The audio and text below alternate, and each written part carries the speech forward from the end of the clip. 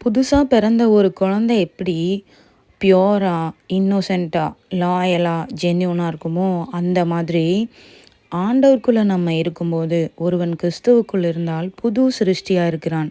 இந்த வார்த்தைக்கு நம்மளுடைய மீனிங் நம்ம எப்படி எடுத்துக்கணும்னா, நம்ம எந்த ஒரு கடந்த கால வாழ்க்கையும் வாழல, கடந்த கால நினைவுகள் இல்ல, பாவங்கள் இல்ல, அப்படி அர்த்தம் கிடையாது.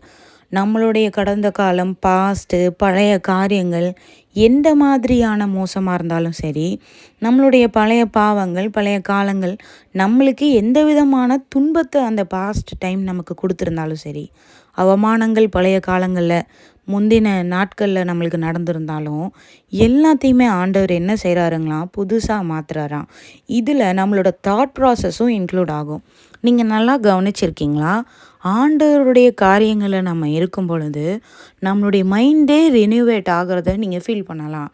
உலக காரியங்கள காட்டிலும். அப்படி இருக்கும்போது, அந்த வார்த்தைய தான் இங்க நம்ம மீன் பண்ணணும். இப்படி இருக்க, ஒருவன் கிறிஸ்துவுக்குள் இருந்தால் புது சிருஷ்டியா இருக்கிறான்.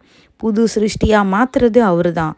புது எண்ணம், புது சிந்தனை, புது வாழ்க்கை எல்லாமே புதுசா மாத்துவாரு.